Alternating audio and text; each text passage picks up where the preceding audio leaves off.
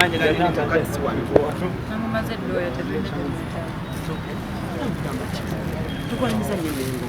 Nango kubera wonna. Okay. Tuinana twakolewa wafumizo binyimbo olupya. Wanje Ng'amasogo gampita bita bya kyejo siswala. Wanji naboba n'ebyokola birekawo kejoba. Waliwo ina obirekawo nokola otya? Birekawo okebwaba.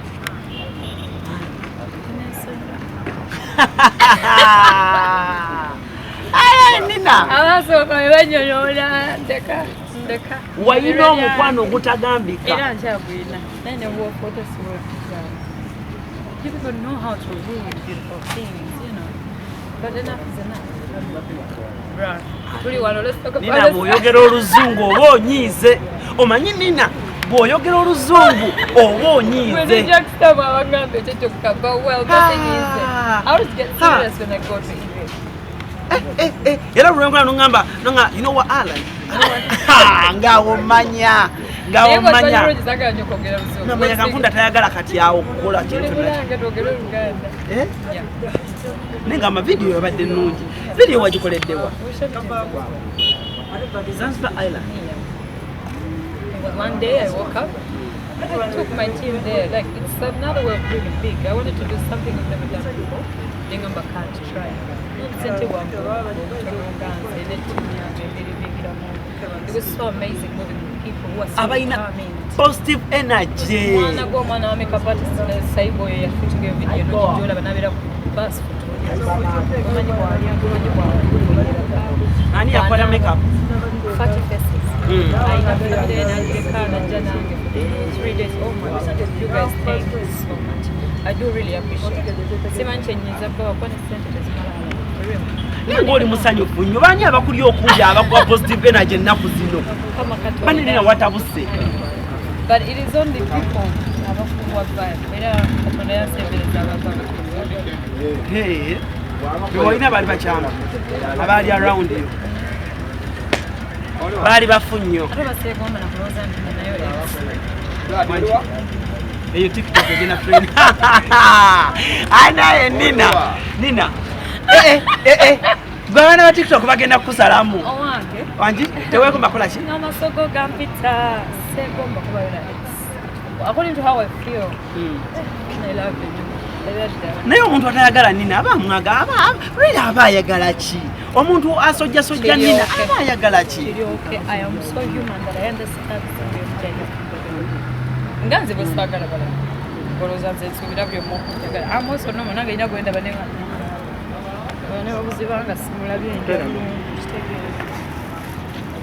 Webaka bulungi ennaku ozukka bulungi onywa girasi y'amata. Nze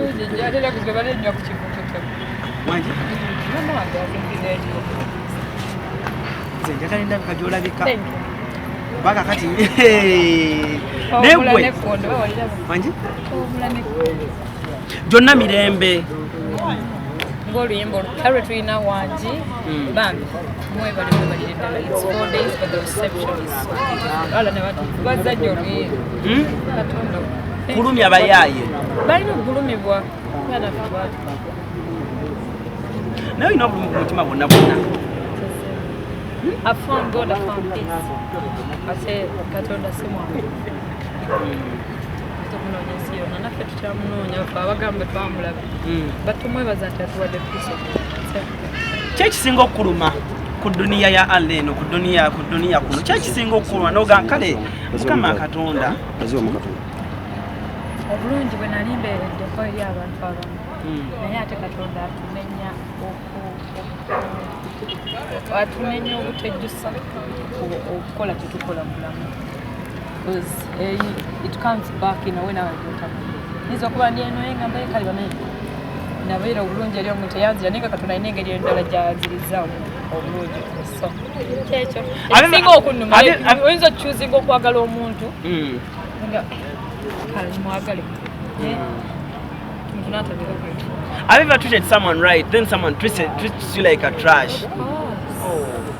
Everyone now bali bakutitize kola trash. kubanga nze nkwagala nnyo kati bwe ndaba omuntu alumya Nina oyo aba alina kyanjagalako ntabuka omwala omulungi bamulumya omwala wa height bamulumya omwala w'amaaso omwala wa smile basmiling emu katwongere ku king of the mic abantu bembalala mbayita mwena mwijara ajib not tell me to king of the mic MC cards. Of course, it's the cause of stopping HIV in the 2030. Kungano kumanyo nyanko ndio mnyambo maano muhima nibanzara mpunga mukanyarero bantu bakanyarero mukidanda lyamuranda mwena mbaita kadibosha kapulinga kaza shoti dibosha kapulinga za shoti okay so mbalala ogenda kubeerayo mu bujjuvu banna ngatutwera bitte abe Kampala nga satu still tubaita kwa Afrikano Pastor Wilson Mugembe ali wali balinze muri banji bane mujje tujijuze tujiboge mwana wa munaku sembera kuku atonda yabadde mwene nsonga ala ne bakubanga fika tunasinga tulinange wanongo kutemma kugira na oli mwana wa munaku bulungi nyo nali mu video kikyotegeeza ino oyinza okwati wakuba kuso nga oli mwana wa mugagga ng'ebisikadde wakuzisanga kyejo nangeze ndi plus nga je nkomezanya n'oluyimba ne kusumba agala ndi atule kiki wanyagadde okusembyayo kanasome kweno tatuyo never a failure always a lesson never a failure always a lesson omaze nayo banga ki it's one of my first tattoos like 10 years zinaga budda mu zulu myaka 10 Nina nkwagala nnyo bambi yeah devotion do I get from down go up this is called she's called Nina Roz no mwana you know I've ever traveled with Nina ono ne tugende yesu Dubai eh next time and premiere ngeo video yange nesi tudde manyi mukama wako the next month Nina tondeka ngonja manager Derry also go video tickets omuntu mutono omusobola mulonna for real what ku interview cancel but it is serious wana twasemba okutambula tugende Sudan siriddayo manji ngezo kaldenki ngekano inoka salamu babajjuba batu but otherwise Nina bakulaba ku CBS online platforms ku CBS online platforms Facebook Twitter Instagram bambi tubadde tusaaga tujja mu bungi bera mukubire abawagizi babakola ku CBS bagamba ki mbagala nnyo mwe bale kuwuliriza CBS balina kwagala music na bambi mwe balina kwagala music Nina Roz particularly embakange kwewe kali akapya wangi subscribe obeereko ebirala tobiwa matu ani kutintinga aka video yafaayo buli Ricky Ricky Bandos makeup was Nahia Glam na kusumidde nnyo akwagala oh Nahia Yazala bana musoke nze nja kongera kale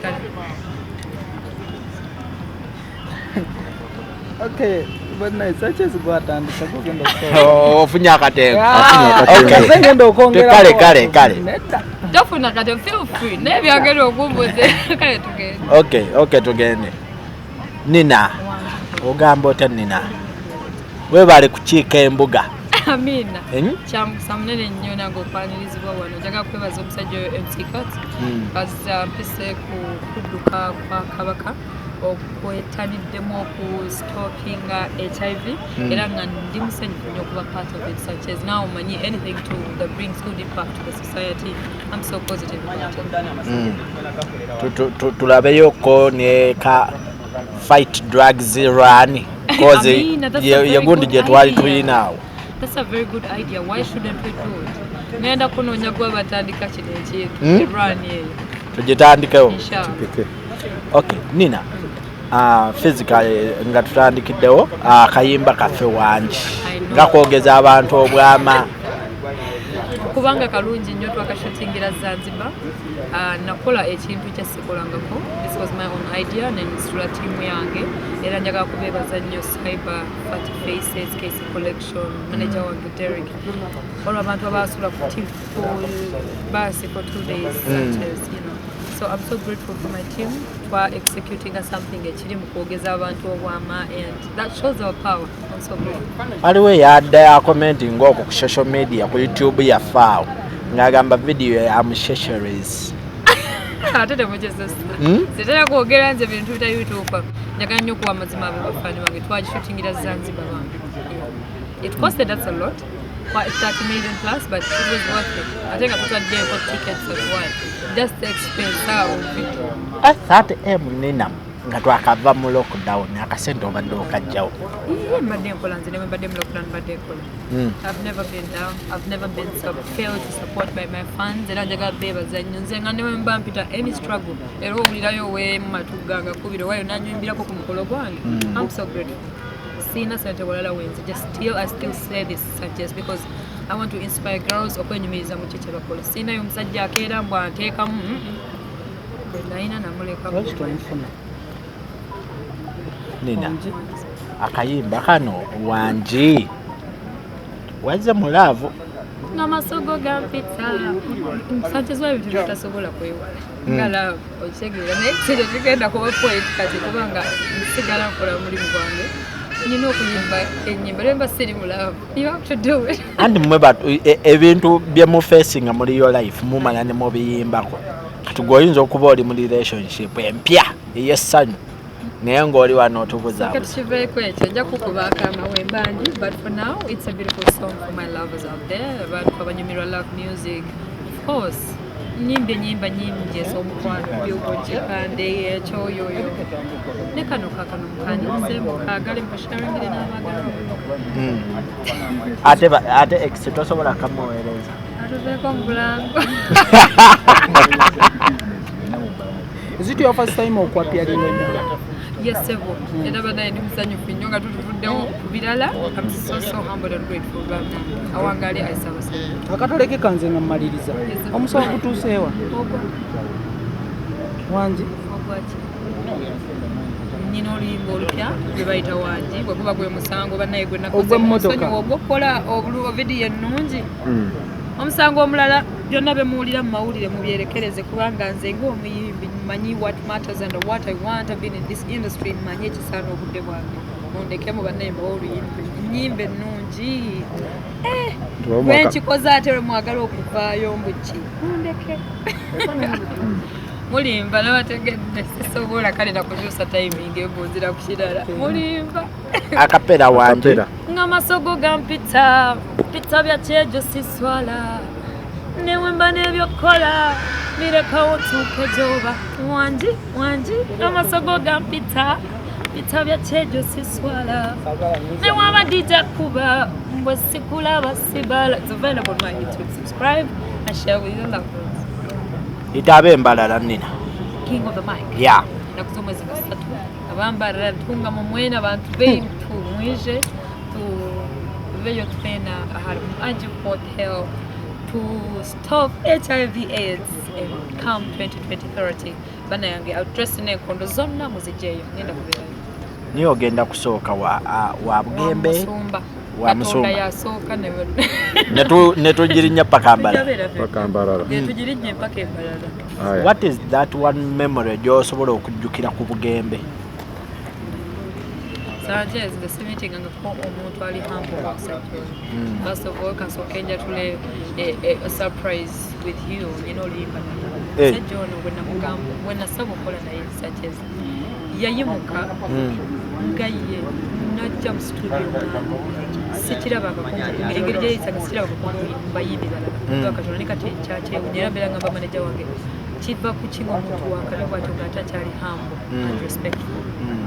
Yampisa mu ngeri ng'alinga alaga obanze ndi wakabi okumusinga nekimmamba nnyo ne wa ati niwona ng'omulaba ali so hard working for me. Twamusanga nga tawulira na bulungi naye yola nejja netugenda funye wati nampandikira oluyimba from zero bakulimba bulwakuze mukuze simanyi kyendikuwa naye mukama akupeerusa.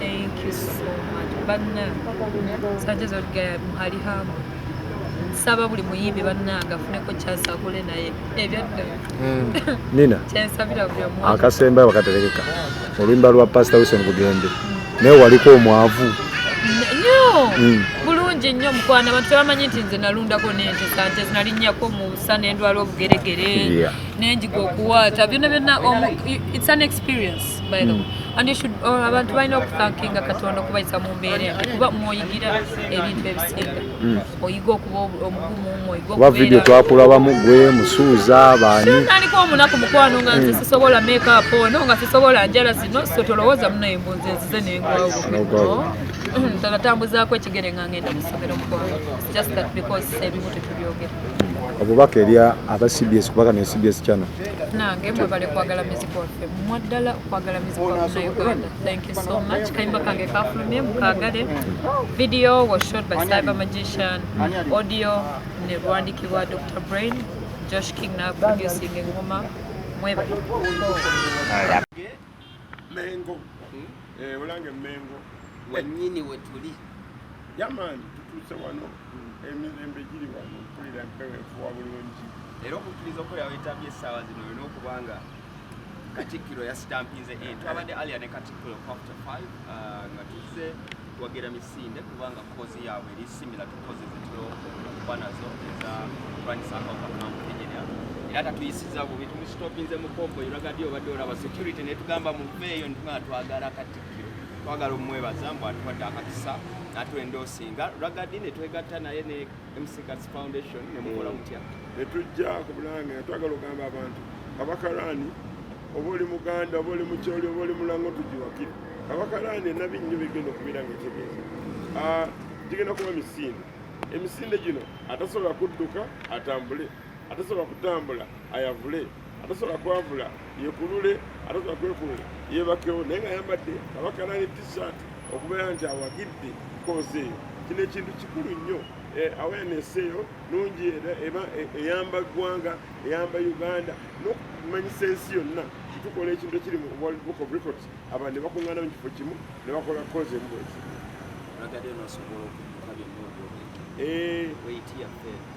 andi nabagamba edda atasobola kudduka atambule atasobola kutambula ayavule atasobola kwavula yewalule atasobola kwewalula yebake tugenda mbalala Ragadi naye nga tetunagenda mbalala sooka otujjukize wakutte ssente ne tulaba ng'oziwa kampeyini ya kulonda president wa UMA. Yes. Mmwe baani abakutte ssente zino era ne accountability nga ssente ezo? National Culture Forum. Mulina buyinza ki obuwa UMA? Tulabirira bannabitone. Era National Culture Forum eri yekulira associations zonna ekulira domenti mwenda era tutwala bannabitone byonna okulaba nti association ebeera n'obwenkanya ebeera n'obulamu bwetambula okula nti ate ono aterera from informality to formality. Naye kati mmwe muba nga mwe bagenda okulabirira UMA yo eri eyimirira ddi n'efuna mbu bwe tuba tulina ekizibu UMA esobola okugenda mu MTN n'esaba ssente, UMA esobola okugenda mu Parliament n'esaba ssente. National Culture Forum nga mulinga ababikka UMA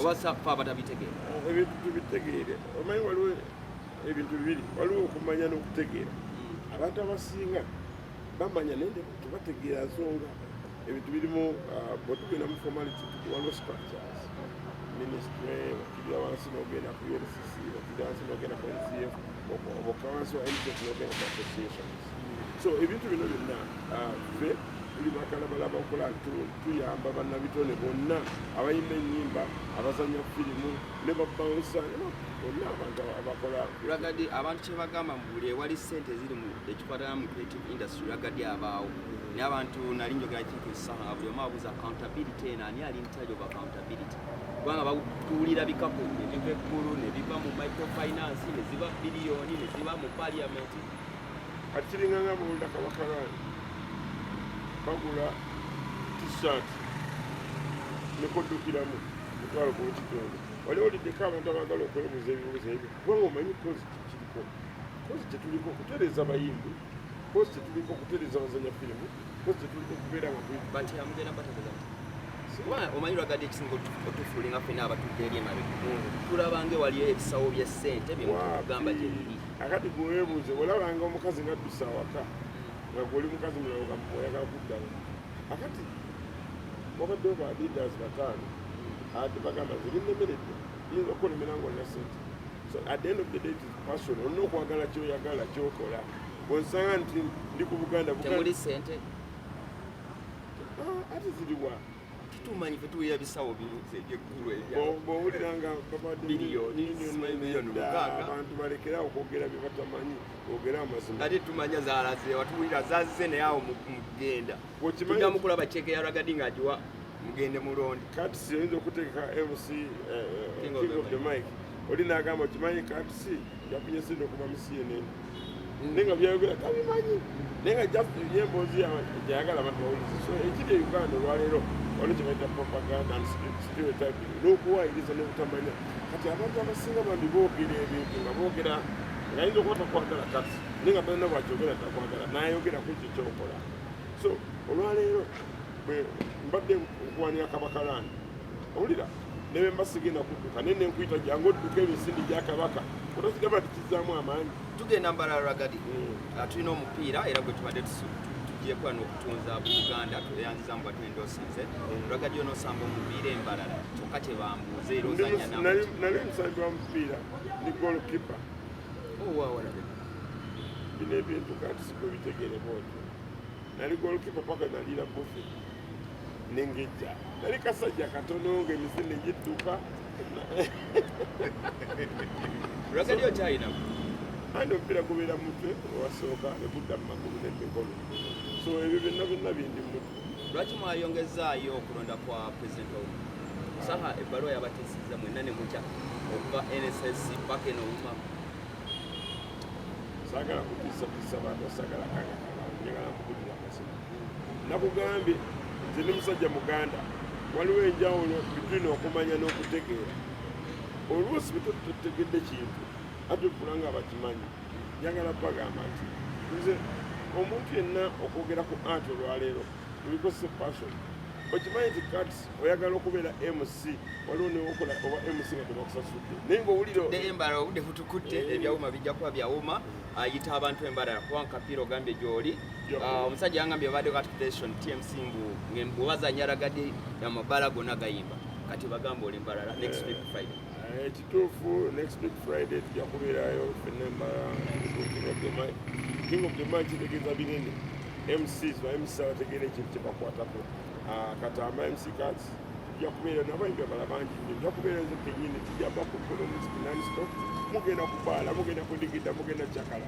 obudde butukute kunaku olwennyini pasita wange pasita bugemba agenda kuba wano kampala nsanyuse nnyo mutusharinze n'olunaku kinsanyula nnyo ngamba pasita wange abulire enjiri nange mpulire byembulire embalala ate nga lunaku lujja kuba mumatazde tweyanziza okuba naffe naye obudde case bangambye pasita ade agakusabira bikulu bino soka nzireyo wa case ewa pasita bugemba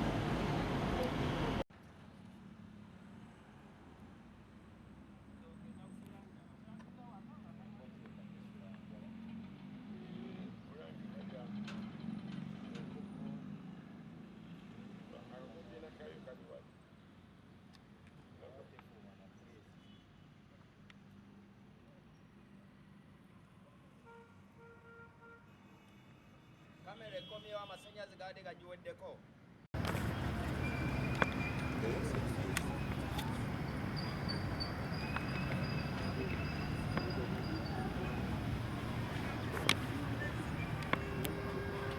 nawe mwoli then musembereke soka kati seyongereko eno naye